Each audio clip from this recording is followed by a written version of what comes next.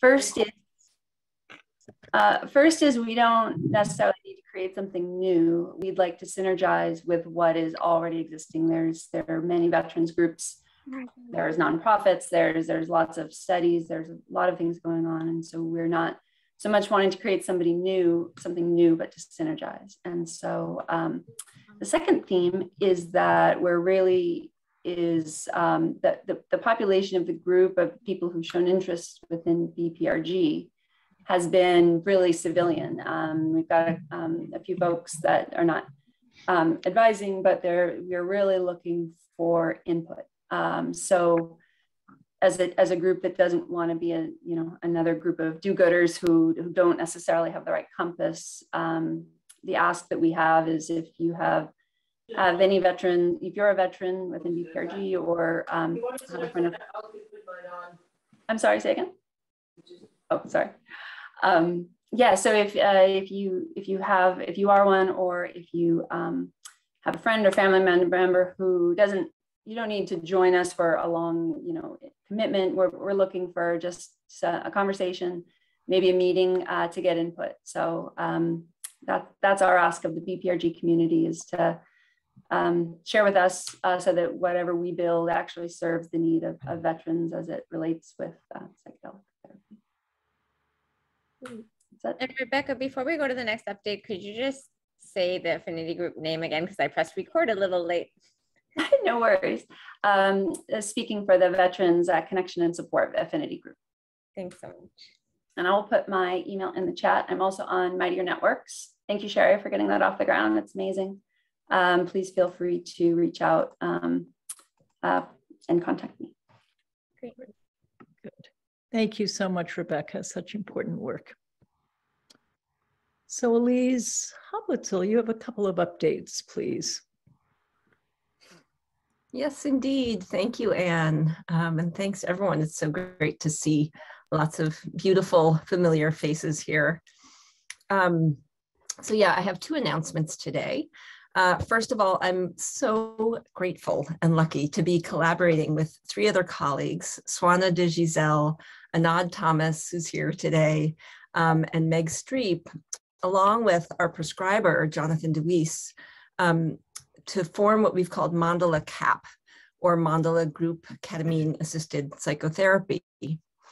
We reference the mandala to honor the multifaceted nature of this being human situation, and to invite all parts of our clients to feel welcomed and engaged in the healing process. So this program is specifically geared towards frontline workers and healthcare providers. And the first cohort is geared specifically towards nurses of all types who have been experiencing burnout, forms of moral injury, and other mental health challenges as a result of being on the front lines during the COVID pandemic.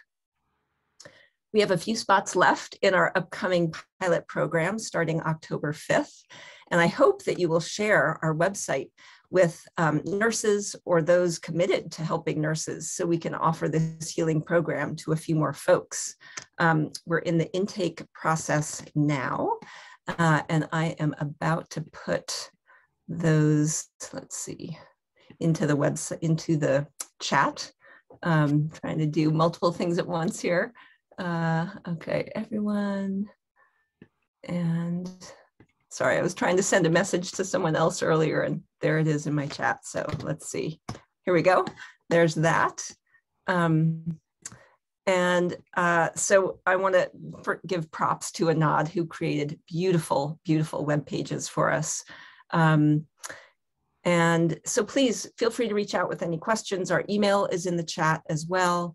And beyond this pilot program, we plan to offer our next program in the winter, spring. We haven't set the dates quite yet, to include all frontline workers, doctors, nurses. We had a teacher say, will you include teachers? Yes, teachers, therapists, all the dedicated beings who continued to serve in hospitals, schools, and other settings during these perilous times that we've been in. So we look forward to sharing more announcements about these programs at future meetings. My second announcement is regarding the resumption of the Contemplative Practices and Psychedelics Affinity Group. We will have our first meeting since the spring next Sunday, the 25th at 5 p.m. on Zoom. And that link will be sent out to the whole group a few days beforehand. And I will put my email in the chat if you want to reach out to me about joining that group. We have lots and lots of wonderful members in that group. And in each meeting, basically this affinity group is to enjoy a range of conversations and to have guests come and speak to us on topics related to the variety of deep inner practices that we share and the role that psychedelics can play in potentially deepening these states that meditation, yoga, breath work, other things can also enhance. So we have lots of rich conversations. We had Chris Beishi with us in the spring. We have another guest coming up later this fall. So again, all are welcome to join, and hopefully I've remembered all the details in these announcements. Thank you. Great. Many thanks, Elise. Great work too. So Lance Linke, you have an update for us, please.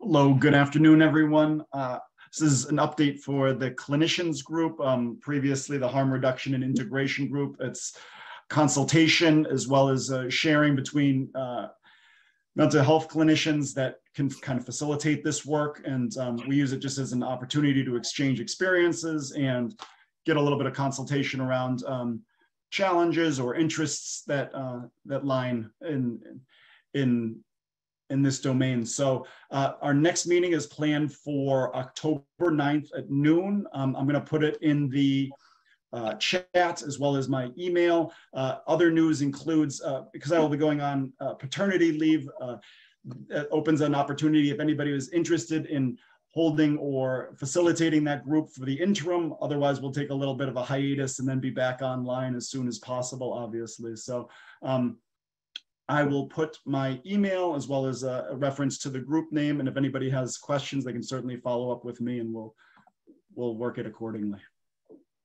Great. Thank you, Lance. So Bhavya and Sung, you have a couple of updates. Not sure who wants to go first or both of you together.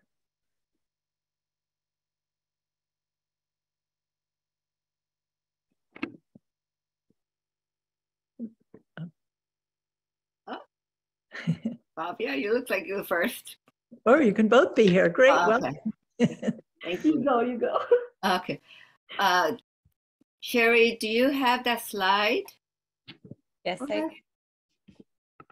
1 second.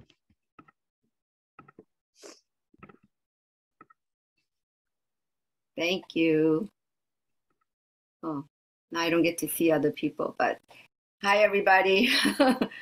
Nice to be here. My name is Sung, and I'm a clinical psychologist. And Bhavya Rajana, my home group member, and I have been talking, and we decided to offer this ketamine experiential group for BIPOC clinicians.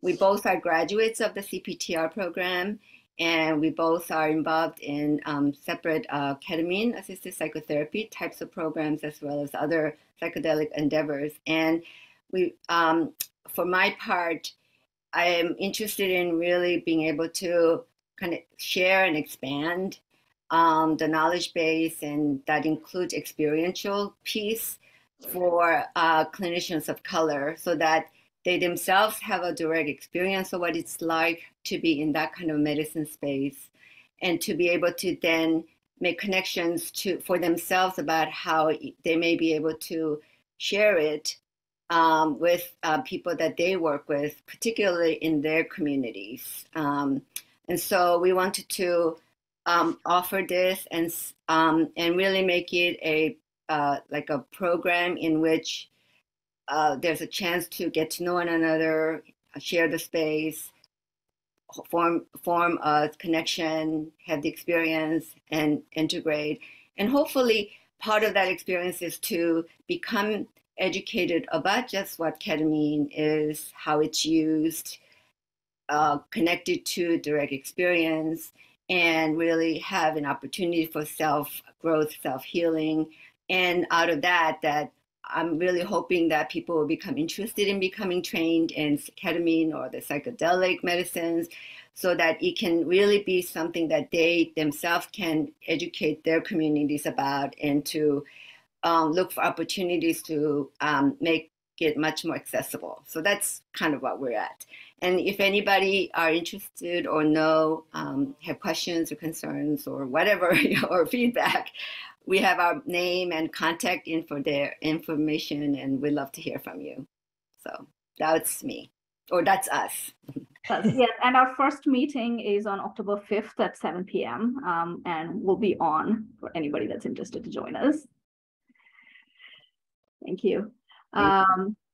Yes, and so hello everyone. As Sang gave a really good introduction, my name is Bhavya Rajana. I'm a physician and have and operate a ketamine-assisted psychotherapy clinic out of Western Massachusetts. We also provide clinician trainings and retreats. We built an experiential CAP training for CIIS students and grads to fulfill their applied learning objective. And we are having a day-long CAP retreat for CIIS grads on November 9th. From 10 a.m. to 6 p.m. We are looking at a couple retreat centers in Western Massachusetts. We haven't finalized on one yet, and I'll share those details to folks that are interested. It involves coming in, doing some movement meditation, and oh, Sherry, can you go back on the? Yeah, thank you. Some movement meditation, learning about ketamine and ketamine-assisted psychotherapy, and then doing a med evaluation and preparation. A med session that's sometime in mid-morning, and followed by an afternoon-long integration session. So anybody that's interested and wants to apply for this, welcome. And you can reach, actually, I did not put my contact information here. That's on the next slide. And I will share my email in the chat as well. And my last announcement is, Sherry, if you could do that. Thank you.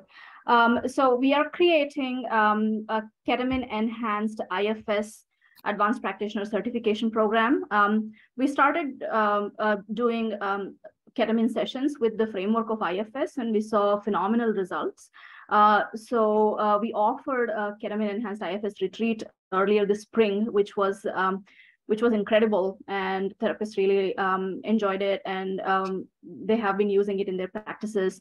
So we built on that, and we're expanding it into a full certification program. It is self-paced. It takes about 6 to 8 months to complete, and it includes both online and residential learning. Online modules will include ketamine-assisted therapy, IFS concepts, and how these two tie in together. And then we go on to do a week-long clinician retreats. Our second retreat is in October, but we are completely full for that, and we are now accepting applications for retreat in March. You can find that information in the website link that I've posted below. And the certification program also includes applied learning modules and consultation groups and facilitating personal experiences and lots of good things. So if you're interested in knowing or learning more, you can contact me or our IFS trainer, Jennifer Baldwin, at her email address is there as well. I do have another update. It's in the process still, so I was maybe waiting for next time, but I can share it now. We actually just received IRB approval for a large-scale ketamine data study. We're looking at the effects of CAP on psychological well-being over a longer period of time. So we will be seeing like how well people are thriving and flourishing in their relationships and in life overall, about 6 months after completing a CAP session.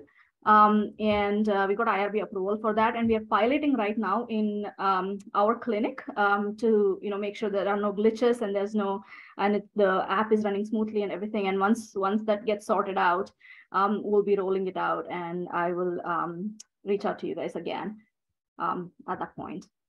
Thank you, Anne. Thank you so much. Thank you, Anne. And Sherry. and Sherry. Thank you. Yeah, thank you, both of you. Lots of great work. Thank you, thank you. Mark Bates, please. Can you update us on your good work? Oh, yeah. Hello, everybody. Well, first of all, lots of gratitude. I'm in awe of all the rich activities. And my analogy is magic mycelium. So our little section of mycelium is a veteran survey study. And I just want to be clear that I'm here representing many different people who are working hard to make this happen. This study was prompted by the observation that there are a lot of veterans who have been accessing psychedelics for healing. However, we know little about the types of medicines and the set and settings and the outcomes, positive and negative. So our original goal was to use a harm reduction framework and create a survey study to find out what veterans have been up to and what the impacts have been. Then we updated the study to include veterans who've not used psychedelics. And the reason for doing this is anticipating when psychedelics are rescheduled and are available to veterans. We'd like to know what their perceptions are of psychedelics, especially concerns like adverse impacts to health or judgment to others, losing security clearances, using drugs. I mean, we're very curious to see what the major concerns are and then how we can support them from a health literacy perspective. So probably the best way to give an update is multiple layers of gratitude. Kind of, we'd like to believe our studies aligned with the spirit of the medicine. So first, gratitude to our donors. Without their support and belief in our team, we wouldn't be able to do this study. Likewise, to the research team, who are all voluntarily giving large amounts of time to make this work. So I just want to quickly name Alan Davis. He's an internationally recognized researcher and clinical psychologist. Used to be at Hopkins, now at Ohio State. Bob Kaufman, and just in alphabetical order, distinguished retired Navy psychiatrist and senior officer and an expert on treating trauma. Eric Lund, an expert in survey research. Katinka Hoyer, medical anthropologist and assistant professor at the Medical College of Wisconsin. Nate Zapata from Johns Hopkins, who's an expert in data management, survey research and analyses. Rachel Yehuda, who I probably don't have to explain her background, international expert in traumatic stress research. Mount Sinai Medical School director of their new psychedelic psychotherapy and trauma research center of excellence, and also director of mental health at the Bronx VA. Also grateful for two of her research assistants, Kate and Bobby, who've really helped move the study along. We also have a veteran group of advisors. These are 6 people who have helped review all of our study design and materials along the way and provided vital feedback. Our slogan is not about us without us. This is kind of the same theme as patient-centered medicine, but it's the recognition when you're working to support a special population with unique needs, you need to have them be the center of gravity about what's being done and how it's being done. And then finally, the veterans who've chosen to participate, this is asking a lot to sit down for a somewhat long survey and share some of the details are intimate. Today, the main things we can report is we chose to do an interim data check because we have already determined when we're ending the study. So that won't influence when we end the study, which is at the end of this calendar year. But we wanted to see if we needed to address any gaps in recruiting. So looking at the demographic distribution of our participants so far. So we are aiming for a total of 650 participants across 2 groups, veterans who have experienced psychedelics for healing and veterans who have not used psychedelics. And we have a total of 574 so far.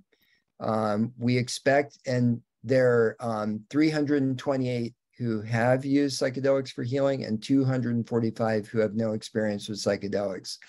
And across both groups, the demographic distributions when looking at gender, ethnic background, military rank, military service, both rank, pay grades, enlisted and officer, are all relatively parallel, which is great. That's what we'd want to see. And also, most importantly, in proportion of what we know from the demographics of the military in general.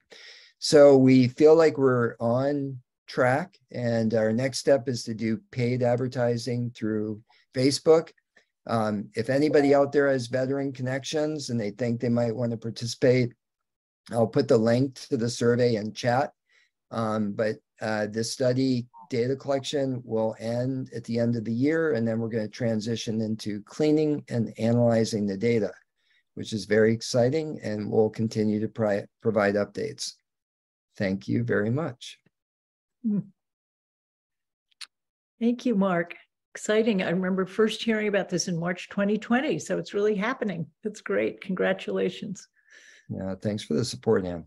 Yeah, you're welcome.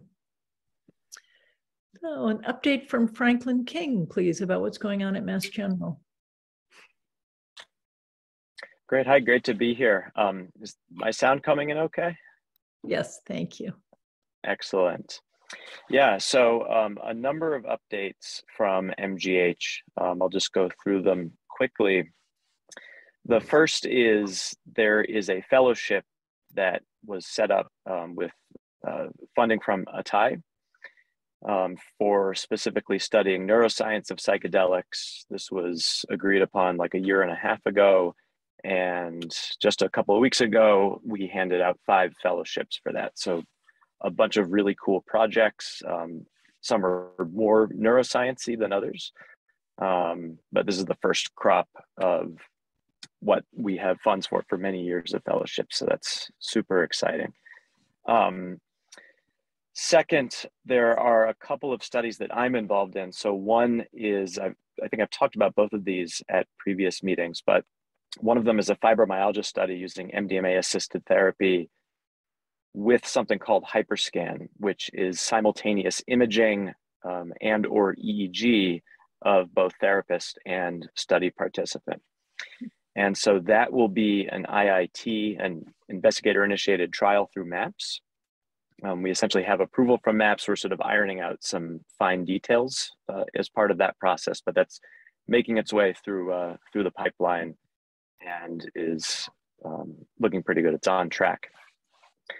Secondly, I think I mentioned this study the last time I spoke at BPRG, which is using psilocybin assisted therapy for DGBI, which are disorders of gut-brain interaction, essentially using psilocybin assisted psychotherapy for IBS or irritable bowel syndrome and related conditions with functional pain disorders in the GI clinic.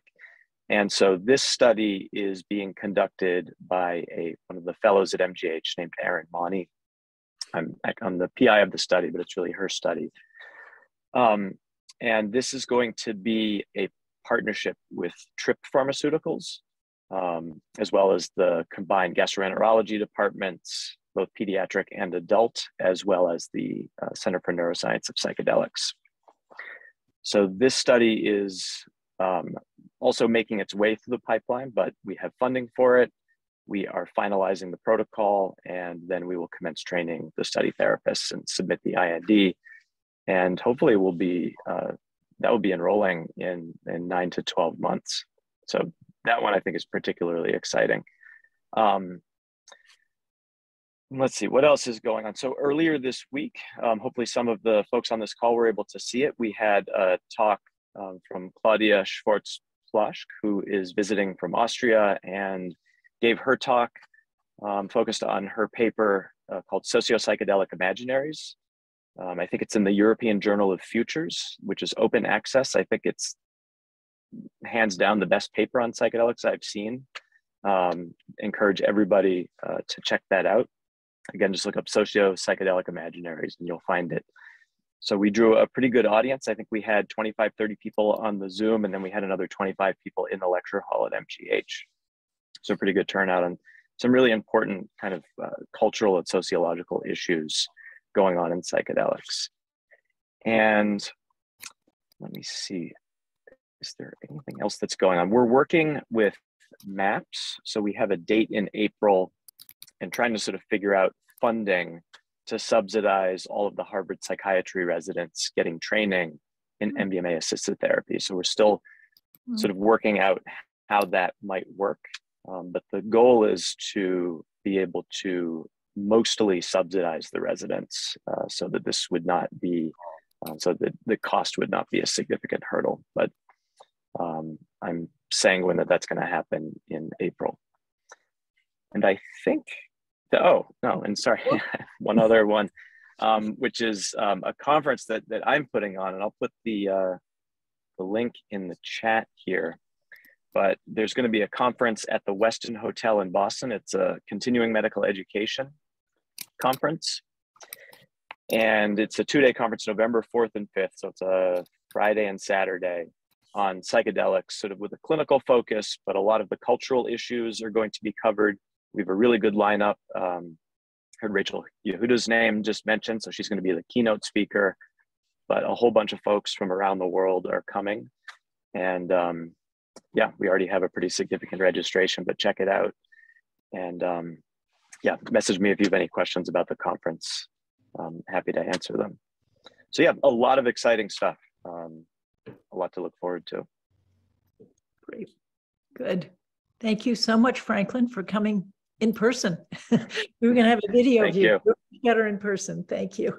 Yeah, good to see you all. Yeah, you too. And next we go to Ukraine with Elizabeth Ames. Thank you, and thank you, Sherry. And thank you to all of you doing such incredible work in the interest groups. We're honored to be working alongside you. The mood in Ukraine the last couple of weeks has been focused on the really remarkable gains of the war. A friend of mine yesterday described to me as being the inverse of March, with village after village scrolling across their phone, but this time they're being liberated instead of taken.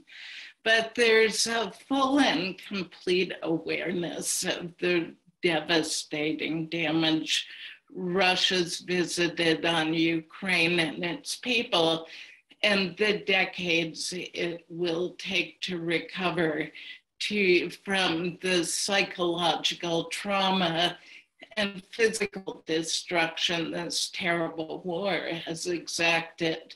However, the 154-member Ukrainian Psychedelic Research Group, UPRA, UPRA, marched working to educate and open the doors to eventual legal MDMA-assisted therapy for veterans. So, first recent event is UPRA just launched its website at www.upra.org.ua.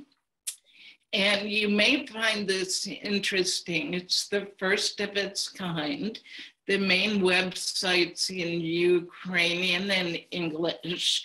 Then it positively advocates for trauma mitigation through psychedelic assisted therapy. And the very interesting blog focuses on interviews, translations of interesting and credible articles and veteran testimony. There's never been anything like this in Ukraine or in Ukrainian. and you can use Google Translate for the blog content. It's intense. The second recent event is Upra and Oleg Orlov just finished translating part 1 of MAP's Manual of Psychedelic Support for publishing under the sponsorship of Drugstore, which is a USA Ukrainian NGO focused on drug.